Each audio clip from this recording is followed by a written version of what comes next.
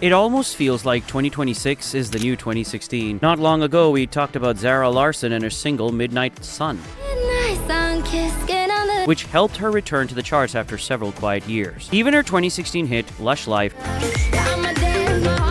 suddenly found its way back into trending playlists. And today I want to talk about another Swedish pop star, Agnes, who released a brand new album called Beautiful Madness at the end of January this year. Her last widely successful album came out back in 2013, so a lot of time passed, more than enough for reinvention and a completely new musical concept.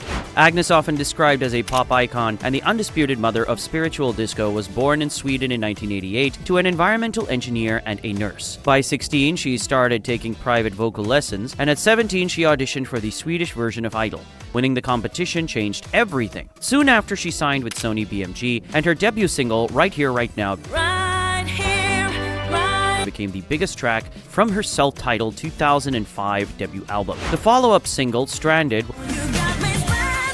was less successful, and while her debut album performed well, it didn't turn her into an international sensation just yet. A year later, she released her second album, Stronger, and the track Champion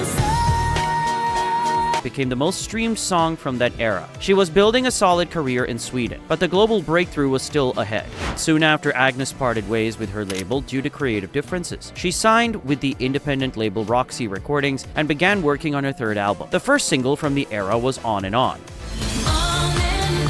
But what came next would define her entire career. The track was called Release Me. While preparing the album, Agnes also entered Sweden's national selection for Eurovision, Melodifestivalen, in 2009 with the song Love, Love, Love.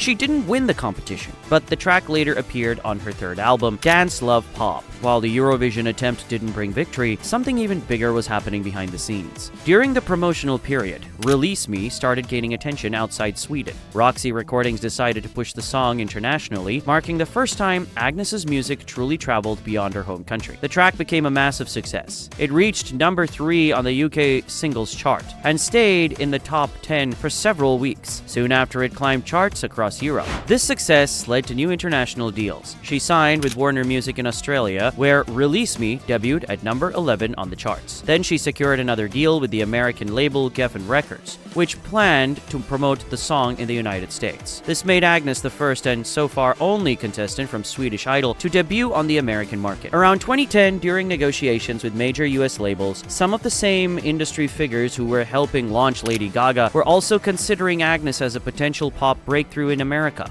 It's interesting to imagine an alternate timeline where Agnes might have taken a similar path, but in reality, things didn't unfold that way. Interscope wanted her to relocate to the United States and record an album there. However, Agnes later admitted that she didn't feel at home in the environment and couldn't find the right collaborators. Instead of forcing themselves into a system that didn't feel natural, she chose to return to Sweden and record her fourth album, Veritas, on her own terms. After that, she stepped away from the spotlight for several years. There was a long creative pause that lasted until 2019. By then, she had founded her own label and began releasing new music independently. The full-length album, Magic Still Exists, arrived in 2021. One of the standout tracks from the album was 24 Hours,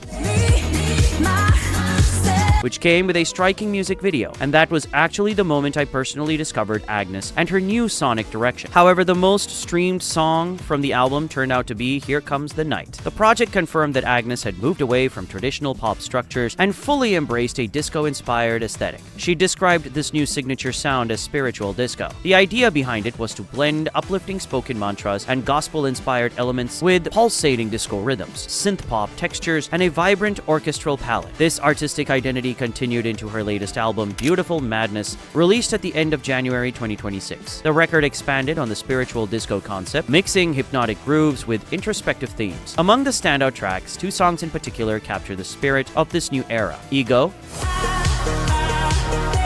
and Love Songs.